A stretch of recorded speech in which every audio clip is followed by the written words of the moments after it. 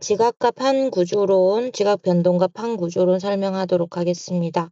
자, 이 단어는 암기해야 할 내용들이 많은데 한 줄 한 줄 암기 요소가 문항 하나로 출제되기보다는 좀 전체적인 이제 통합 문제가 나올 수 있기 때문에 당연히 기본적인 암기를 통하고 전체적인 자료 해석을 강조하도록 하겠습니다. 지각 변동이란 무엇인가? 지진과 화산을 맨 처음에 떠오르시면 됩니다. 지진과 화산을 떠올리시면 되고 습곡산맥 형성도 당연히 지각 변동이다. 이렇게 얘기를 드리고 지진 화산을 제일 먼저 기억하면 된다.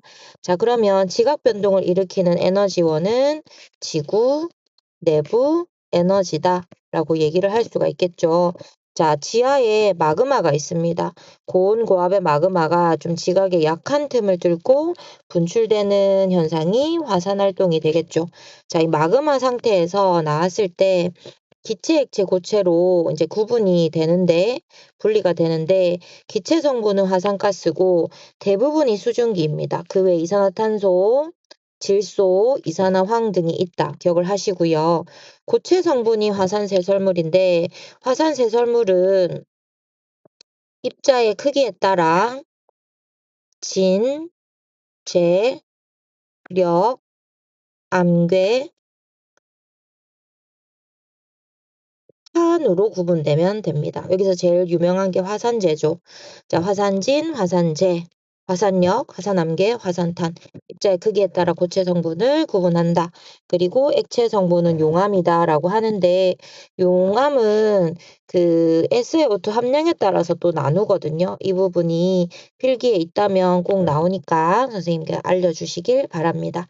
자, 그러면 화산 활동은 그 정도 하면 되겠고 지진은 지구 내부의 에너지가 한꺼번에 방출되면서 땅이 흔들리는 현상을 지진이라고 합니다. 생각해보면 그럼 내부의 어떤 한 점에서 에너지가 방출이 되었겠죠. 자, 그러면 이 내부의 한 점을 진원이라고 부르겠습니다. 진원이고 이렇게 퍼져나가는 게 이렇게 지진파고요. 진원으로부터 연직 위로 올라간 이 내부의 점을 진앙이라고 생각하면 되겠습니다.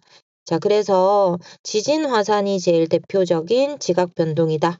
지구 내부 에너지에 의한 것이다. 라고 생각하면 되고, 지진이나 화산은 이제 사람한테 아주 큰 영향을 주죠. 그래서 지진하고 화산을 지각 변동이라고 했을 때 지진이 자주 일어나는 지대를 지진대라고 합니다.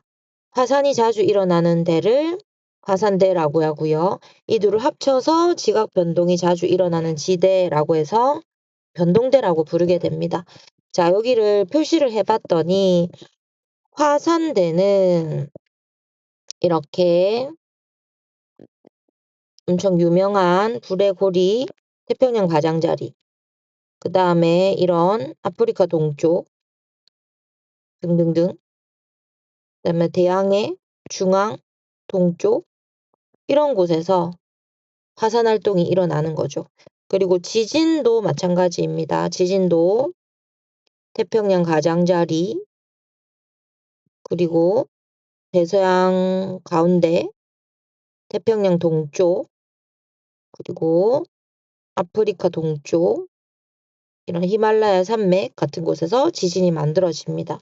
그러면 지진대와 화산대 합쳐서 변동대를 조사해 보니까 좁고 긴 띠의 모양으로 나타나면서 대체로 이 둘이 일치하기도 하고 이 판의 가장자리, 경계를 따라서 분포한다는 이제 특성을 우리는 그러니까 알게 된 거죠. 그래서 화산대, 지진대는 완벽하게는 아니고 대체로 일치하고요. 대륙 주변부에 주로 분포합니다.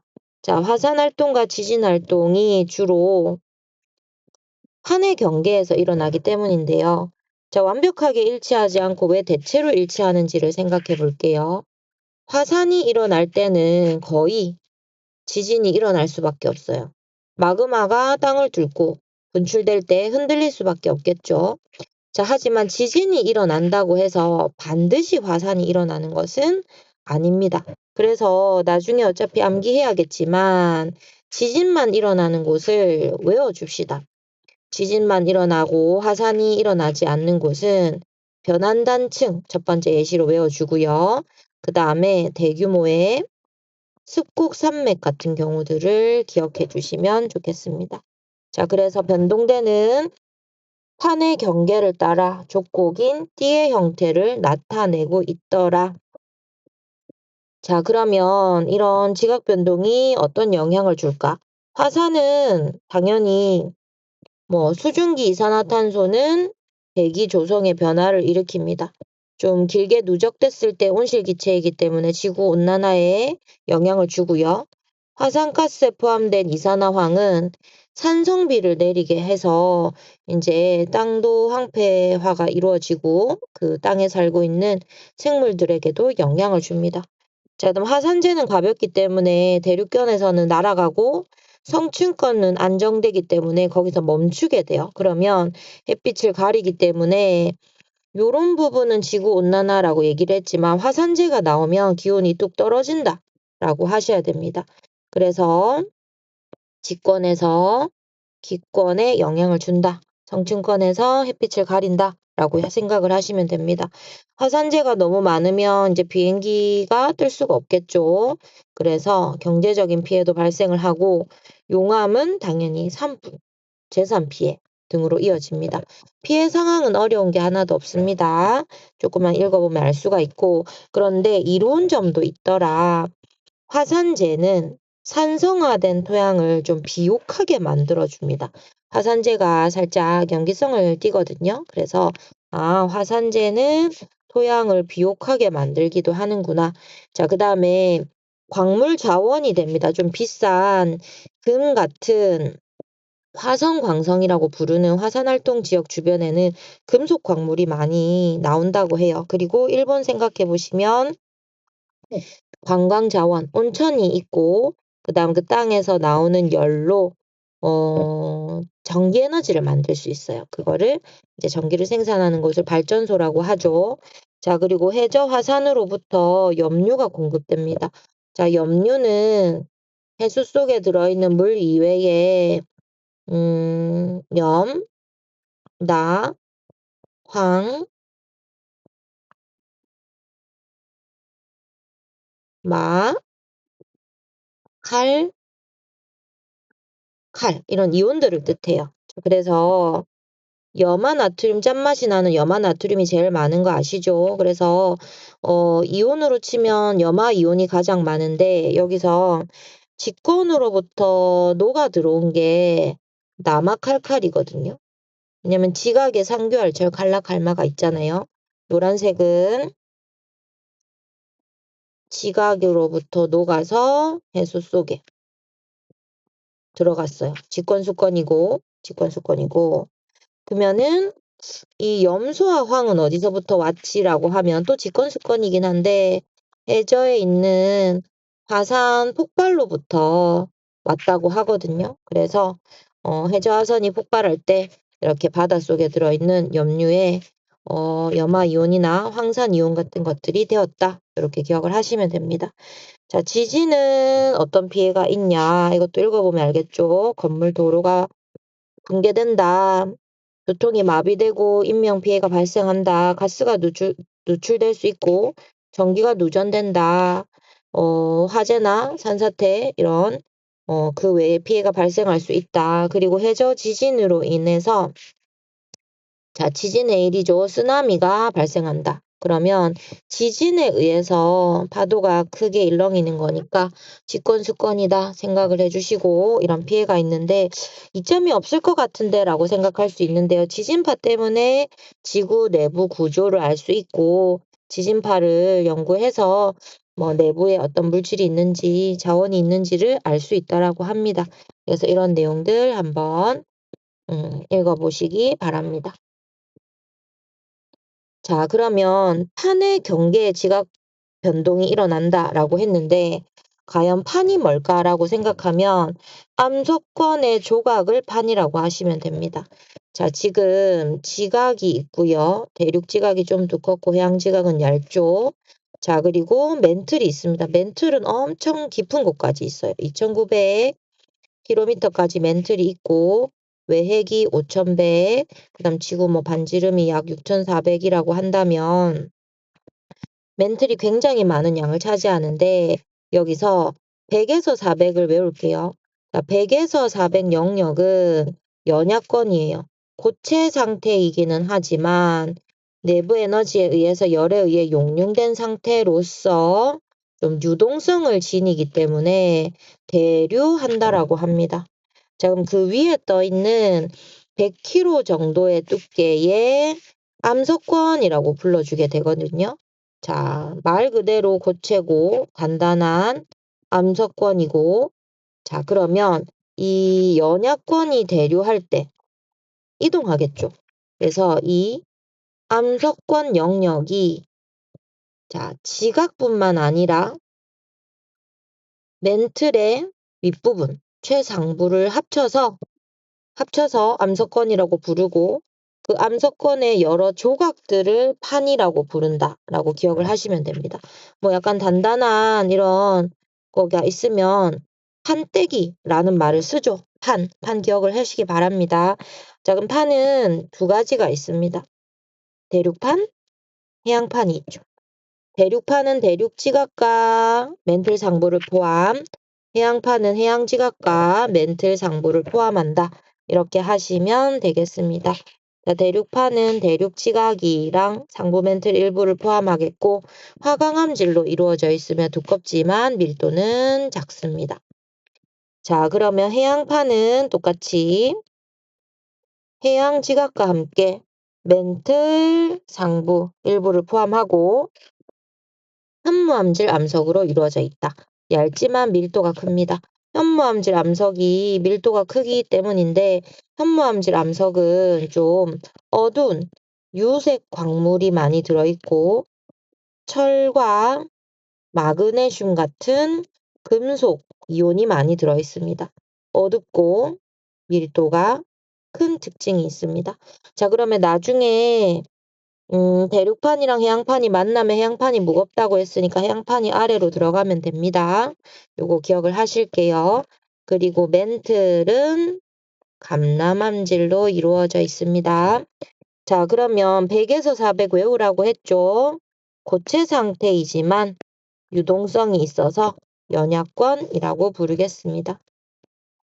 자, 그러면 판 구조론이 무엇인가 라고 하면 지구 겉면은 지금 크고 작은 10여 개의 판으로 이루어져 있는데 그 아래에 멘틀이 대류할 때 판이 상대적으로 운동합니다. 상대적으로. 그러니까 뭐 상대적으로 가까워질 수도 있고 멀어질 수도 있고 스쳐 지나갈 수도 있거든요. 그래서 이 판들은 사실 서로 다 다른 방향으로, 다른 속력으로 이동하게 됩니다. 그리고 좀 평균을 보면 1년에 수센치 정도, 작게는 1cm, 빠르게는 10cm 정도 1년에 이동을 한다라고 생각을 해주고, 그렇다면 서로 가까워질 수도 있고 멀어질 수도 있고 스쳐 지나갈 수도 있는 이런 상대적인 운동을 하게 된다. 그러면 특정 판과 특정 판의 이 사이, 그러니까 판의 경계 부분에서는 지진이 일어날 수도 있겠고 화산 활동이 일어날 수도 있겠다. 그래서 판의 경계의 좁은 띠의 형태로 변동대가 주로 분포했다라는 것을 설명하는 이론이 판 구조론이 되겠습니다. 자, 그러면 판의 경계에서 지진, 화산 같은 것들이 많이 발생하기 때문에 판의 경계에 대해서 학습해 보자라고 얘기를 하면서 경계를 크게 세 개로 나눕니다. 자, 발산형, 수렴형, 보존형 경계로 구분을 짓는데 이렇게 구분 짓는 거는 판가판의 이동 방향입니다. 멀어지면 발산, 가까워지면 수렴, 이렇게 스쳐 지나가면 보존형 경계입니다.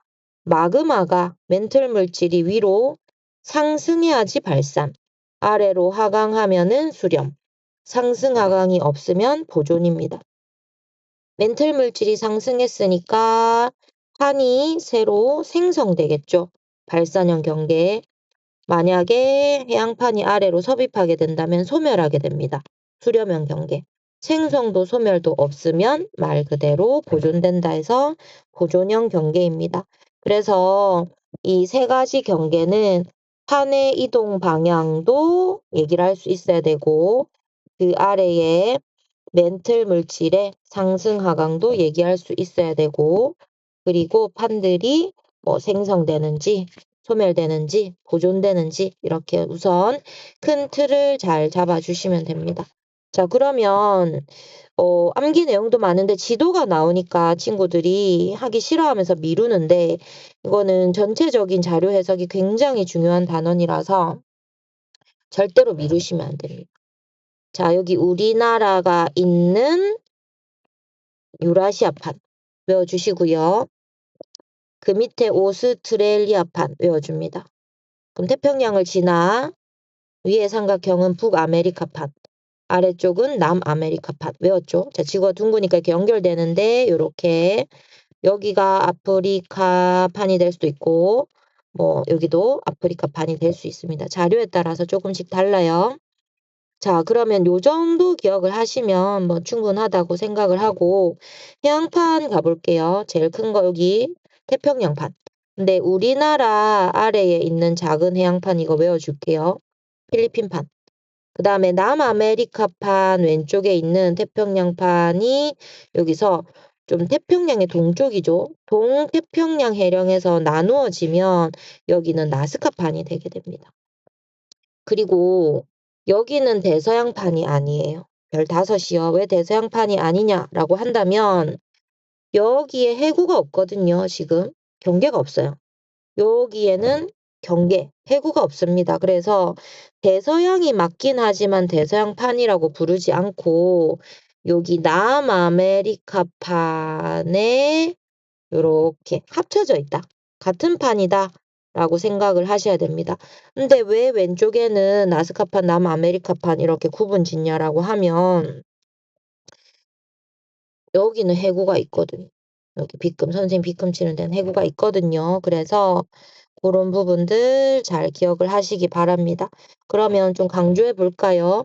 태평양 가장자리에는 전부 해구가 있다. 대서양 가장자리에는 해구가 없다. 그럼 태평양판은 발산도 하지만 여기서 나수렴 서입돼서 태평양판은 좀 좁아지고 있고 대서양판은 대서양 중앙해령 여기에서 확장만 하고 소멸하는 해구가 없다. 이 정도 기억을 해주셔야 됩니다. 자, 판의 경계 외워주도록 합시다. 자, 지금 전날 외운다, 일주일 전에 외운다 하면 큰일 납니다. 기본적으로 판의 위치, 를 기억을 하고 어떤 판들이 가까워지거나 멀어지거나 스쳐 지나갔을 때 어떤 지형이 만들어지고 거기서 어떤 지각 변동이 일어나는지를 학습해야 되는 그런 단원입니다. 꼭 외워주세요. 자, 암기하시고 문제 풀어주세요. 자료 해석이니까 크게 어렵진 않지만 미루었다가 시험 일주일 전에 완성했을 때는 굉장히 오답이 많은 단원입니다.